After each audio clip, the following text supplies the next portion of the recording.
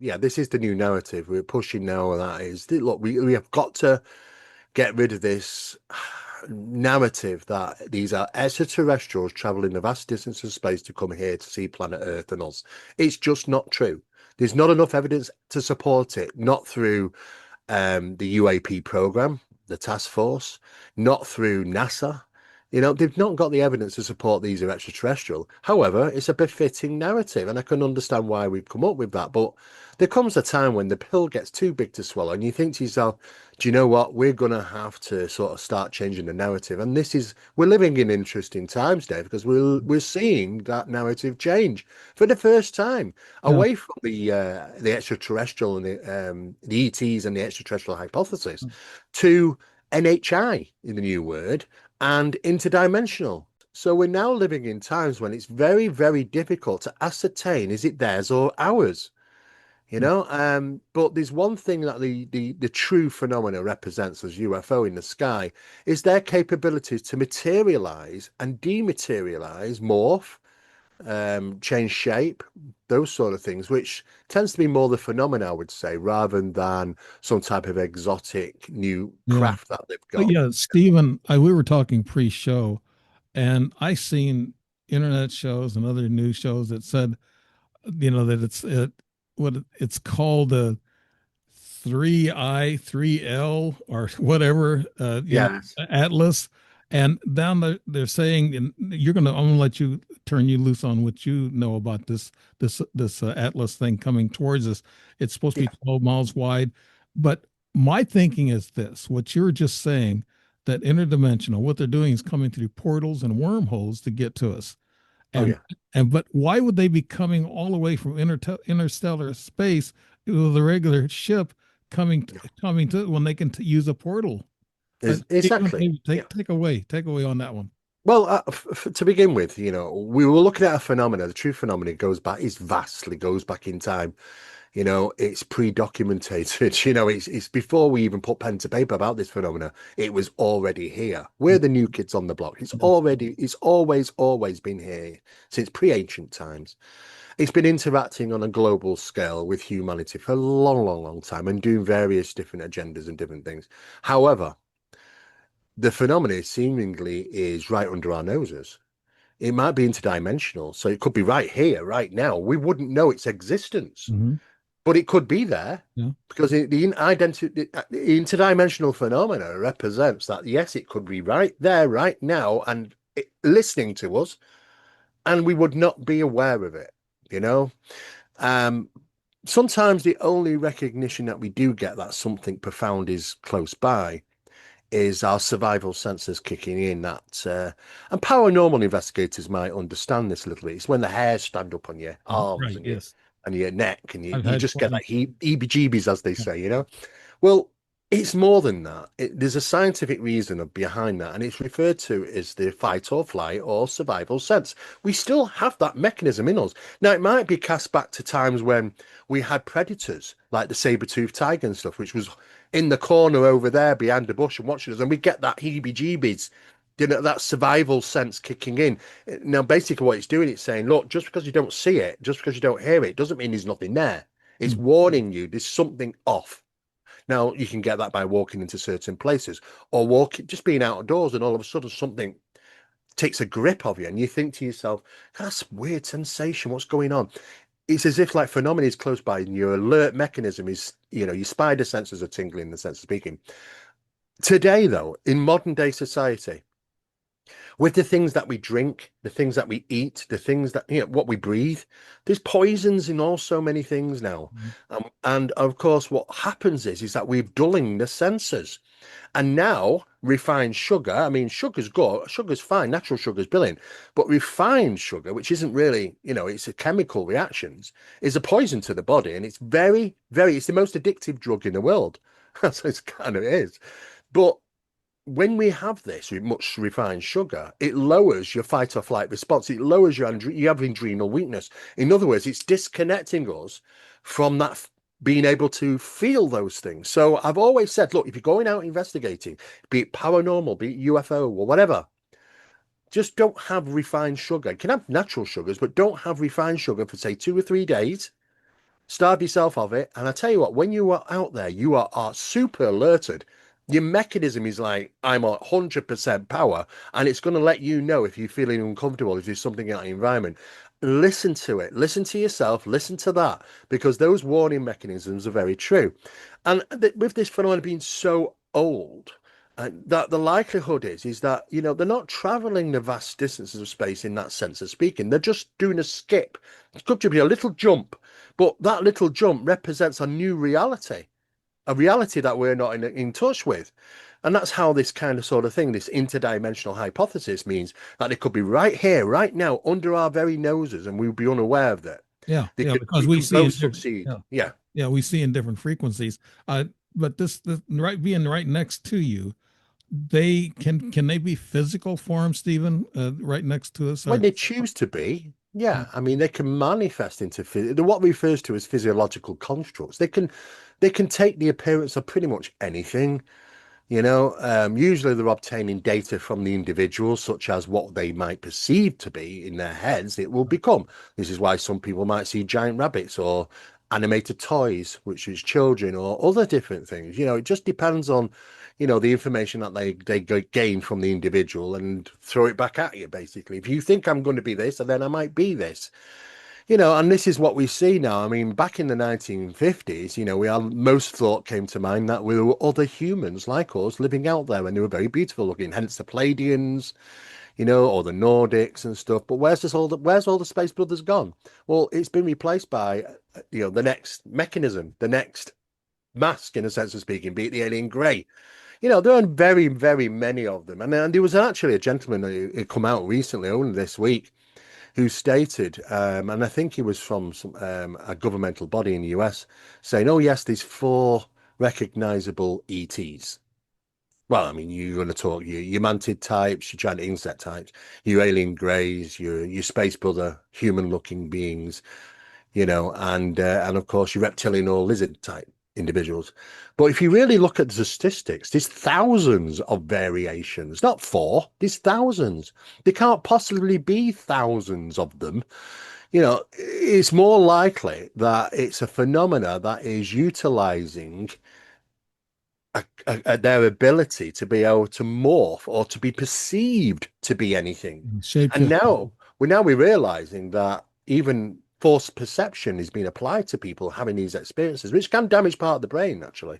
Yeah. And it is that false perception by the phenomena. In other words, what you're seeing isn't truly right. I mean, there are people that have reported UFOs coming down to ground, and they've got like round little windows with rivets on. And you think to yourself, this is an advanced technological craft. What the hell is it doing things like got like round portholes and rivets on from the 1930s? Uh, Doesn't make sense. Sometimes they don't get it right because yeah, they're utilizing the information from you as well. I've seen ships and they don't have rivets in them. I saw them up No. close, really up close. But we're talking about paranormal stuff, and of course, Stephen, you are into the paranormal. You're an investigator. I think I talked to you last time that I have this little thing with both of my cars, electronic problems. Yes. They let me know they're around, and a lot of people might call them poltergeist or the noisy ghost or whatever. But Yeah. could those be the ETs from another dimension Absolutely. right on the other side, Stephen? There is really no reason to say, look, you know what, all relative phenomena might be connected.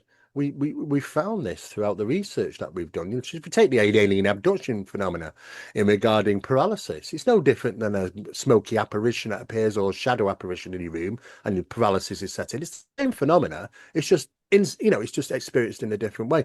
We believe it's all connected by some type of source, some type of intelligence, which is interacting with us in multiple different factions in multiple ways. So yes, I do believe that, when we got these poltergeist type things, because the old ruling for poltergeist phenomena was, oh, it's always going to manifest in a location where there's adolescents because it's linked to those individuals which are psychic PK or whatever abilities, which is which is causing the phenomena.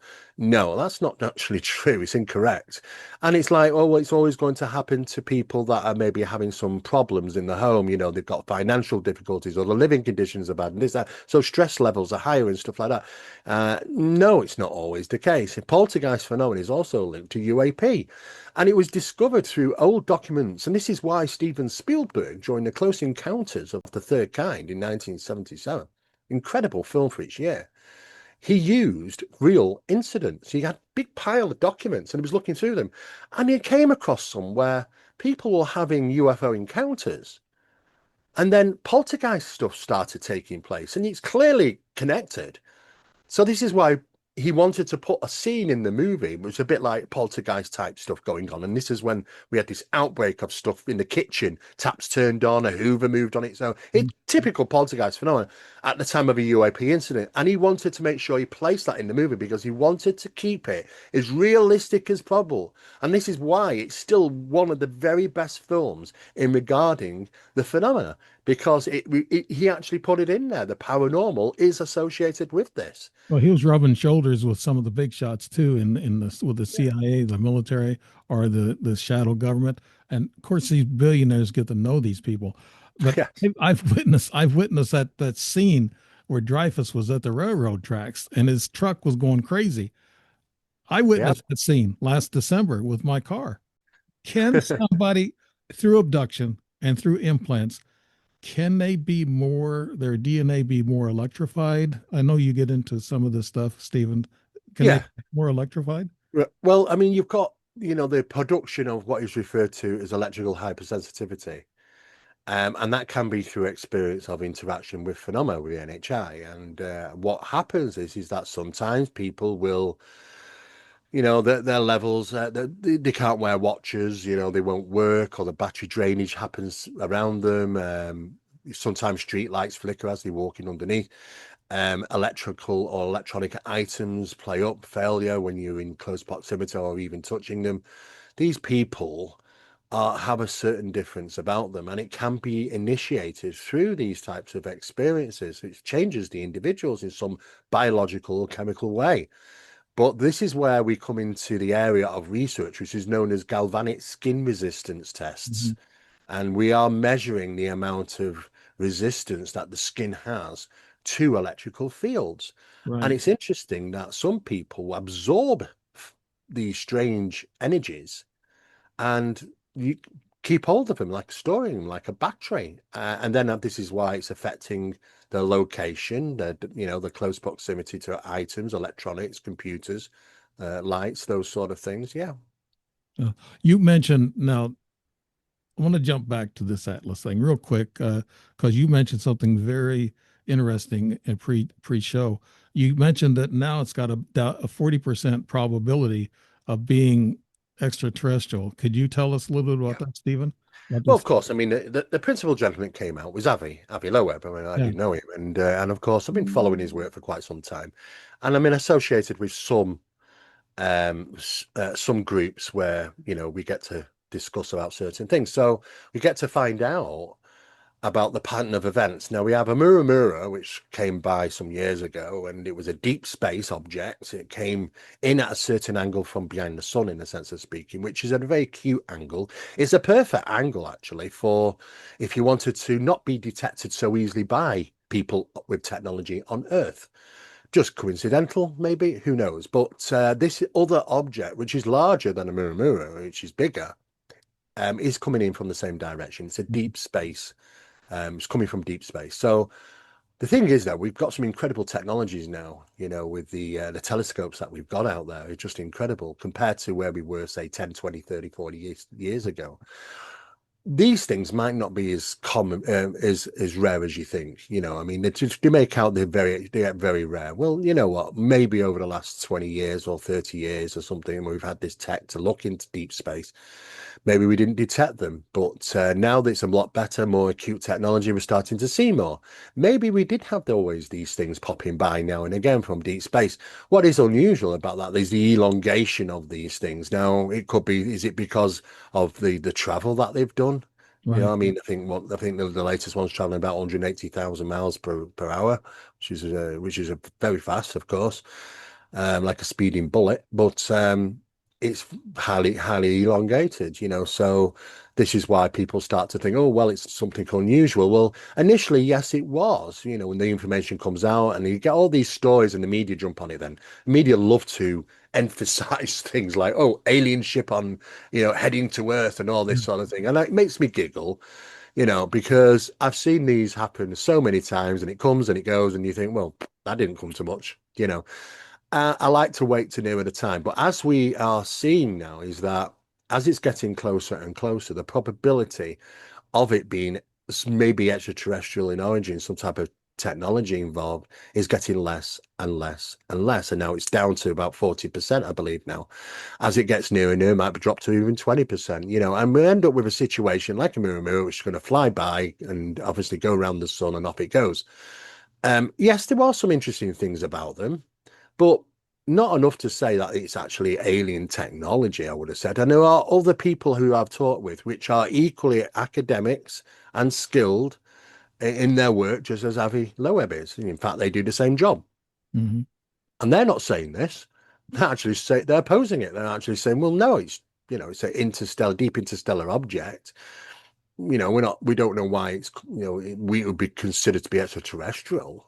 Hmm. So for me, it's like, well, I take it as a pinch of salt until we have the evidence. We'll certainly know more as times pass because it's heading towards us, and we'll believe it go past Earth to some degree, and where we can get some really good data from it. I Even expect. one particular satellite might be able to actually meet it on its mission. So we'll know more then, but I think we'll end up with a situation like we did last time, because I'm sure if we really knew that some extraterrestrial huge craft was heading directly to Earth, which is most definitely technological, I don't think we'd hear about it, to be Yeah, honest with you. yeah, I think they'll Stephen, keep that quiet.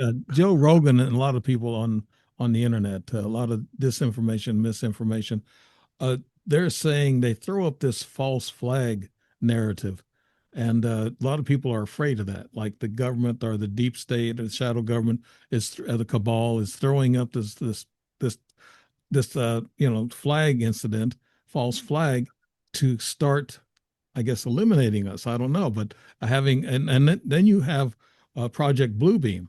I don't know Yeah. how much of this you can talk about, without. Yeah, yeah. I Yeah. mean, Project Blueberry details have been, well, a lot of it's been released anyway. I mean, yes, they have incredible technologies to create holographic images.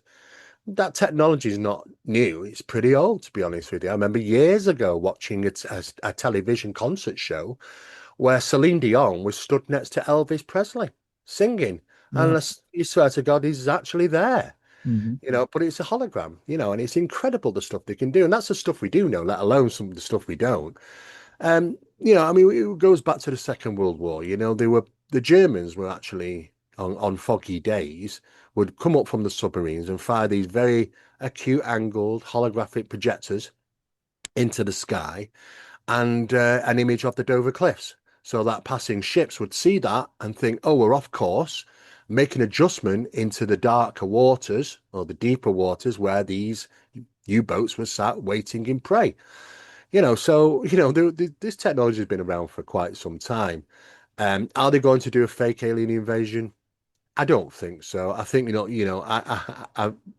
many people are not stupid now. I mean, we know that they've got certain technologies.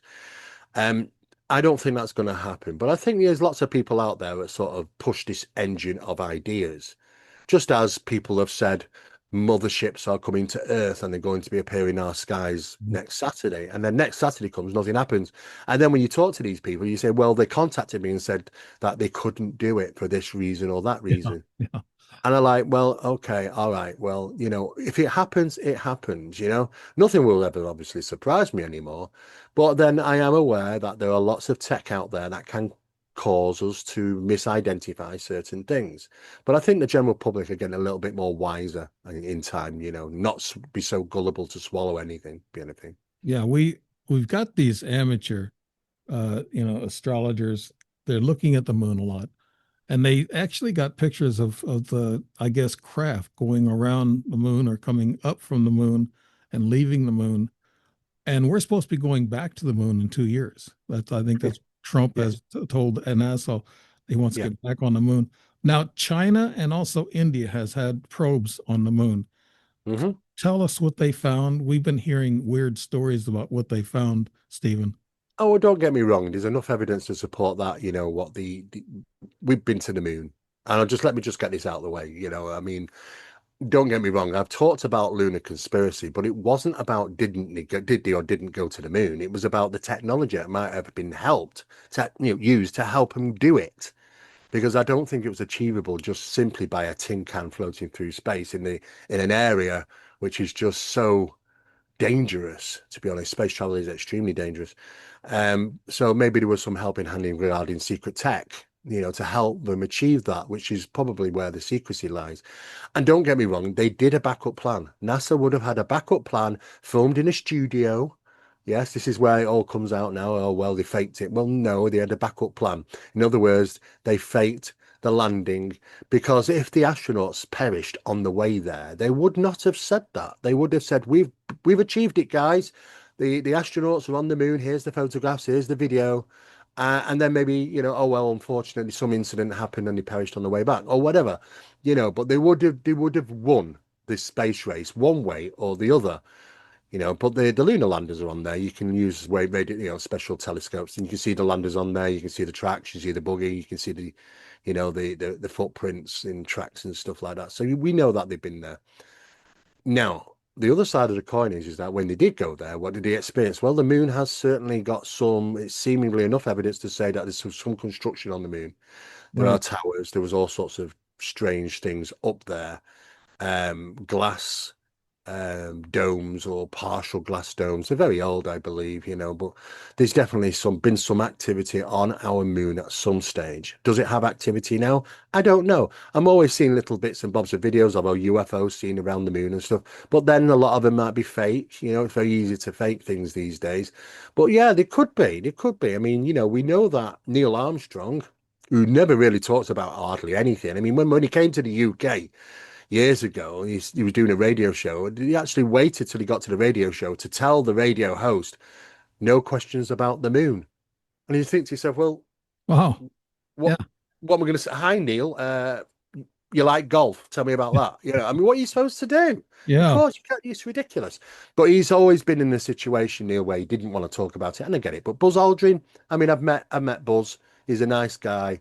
He has said a number of things. There was an international TV show saying that that he announced that the fact that they were followed to the moon by Hmm. UFOs, they saw them whilst they were there and they followed back, that sort of thing, which is understandable because there may have been something which is interested in our technologies because that's always seems to have been the way. UFOs are interested in our technology and our achievements. I mean, they even watch our wars and skirmishes. To be honest with you, they don't tend to get involved, but they certainly tend to be the watchers, of Yeah. course. So yes, I can imagine them doing that with the moon. But yes, there may be some activities out there, but it's nothing.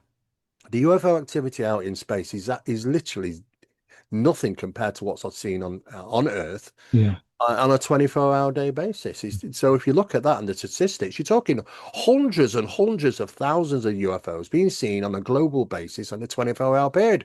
Where are they all coming from? Right. Because it doesn't seem to be enough evidence to support that they're coming from deep space or even passing in and out of our atmosphere. We get some little bits through ionospheric disturbances and stuff, but not that amount. So the big question is where they're coming from, and the evidence now is supporting that they're popping in and popping out of our reality.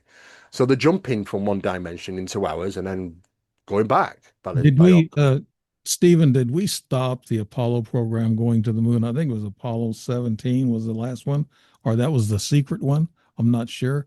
But Yeah, I mean, Buzz well, Aldrin also with his yeah, teammates, they said they saw aliens standing over on a little hill with a craft, and that yeah, scared them away. They got scared, and then they cut to the the secret transmissions. secret radio transmission. Yeah. Do you It's, know anything it's about that, Stephen? well, do you know what? I'm cut down the middle with it. I mean, 50% of it is me sort of saying, well, I'm looking at the side of it. Is there any official documentation? Not official, there isn't. There's non-official stuff. But then you know what? You have to question everything because even the Majestic 12 documents, for instance, and we made a big hoo-ha about all that. But you know what the actual signatures on them match identical to the signatures of the president at that time, and nobody writes a signature exactly the same ever. So it's like a scan of this of a previous signature of the president. So trying to make them be more authentic, maybe. Who knows? We don't know if it's a red herring, if it's done on purpose, it's disinformation. Who knows? I'm sure certain bodies like that exist. And it's the same thing when it comes to this with the moon. Yes, maybe some things did happen. Other times, maybe not, but this is what they do. They put as much disinformation out there as information, which is core it creates absurdity and you don't know what to believe. That's when they've done a good job.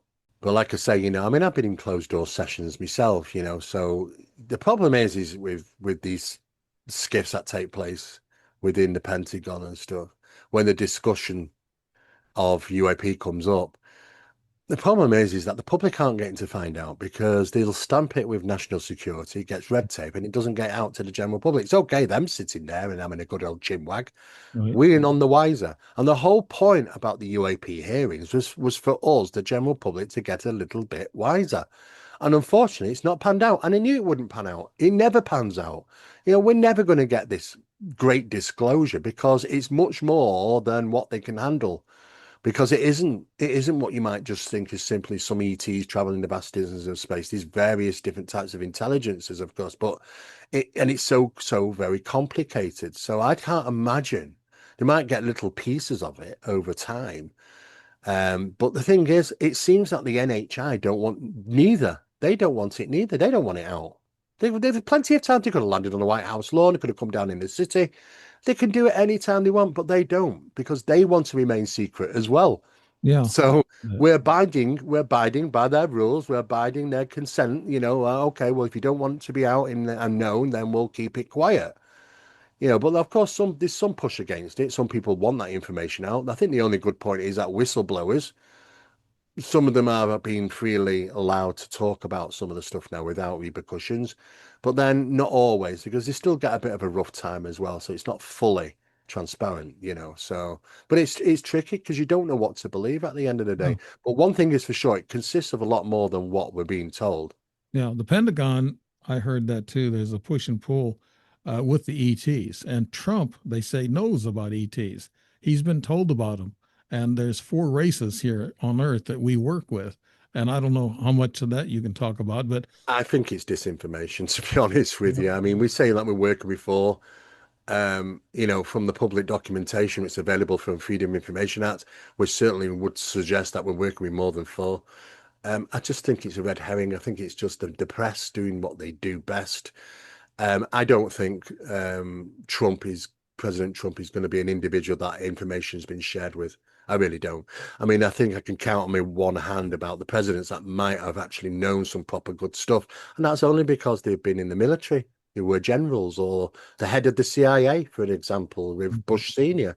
right. These guys would have known some stuff, and but not all of them because they're just elected individuals at the end of the day. And can you even trust Trump to keep his mouth shut about something? I don't even know about that. So I mean, he's probably got some clues, and he's got some people whispering in his ear about, oh yes, this happened, and this has happened, and this is what's going on. But I think that's about it, to be honest. So when he says I've got some information about, yeah, well, he's probably told by some guy and he's whispered into his ear, as opposed to an official manner release to the actual president. I think only a handful throughout the whole history of the United States has actually had a clearer picture of what it consists of. Right. I think President Trump, he started the Space Force, I guess, Yes. 7 years ago. And he also, I guess, started that Space Force for reasons a lot of people are saying, well, we're going to be fighting ETs and UFOs. So they don't know. But No, as Space that goes Force on, Space Force does a lot of stuff. It's not just about, we're thinking, oh, it's about Space Force. Well, it must be about to defending Earth against aliens. Well, yeah, I mean, we can all think that, but Space Force is involved in so much, especially regarding foreign tech, mhm. which is spying on us, which does happen. It happens all the time. Everybody's watching everybody with specialized tech.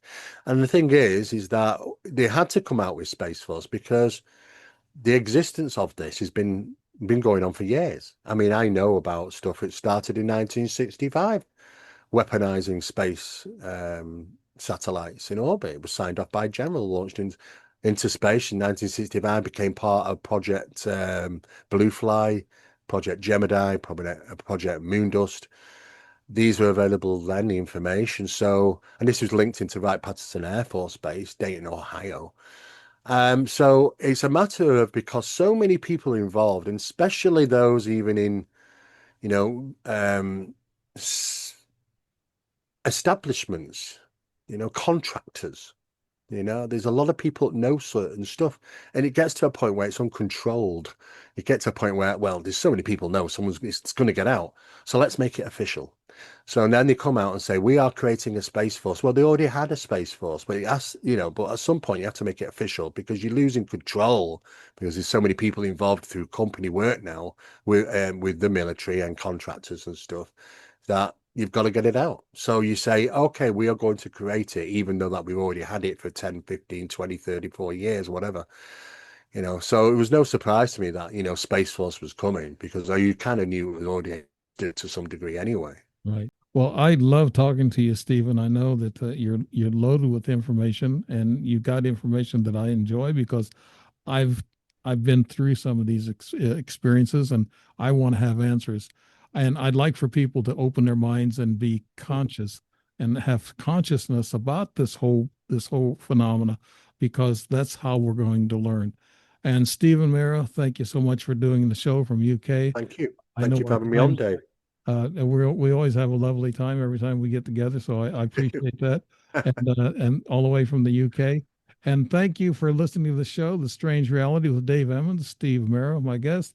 Good night, all, or good afternoon, whenever you hear this.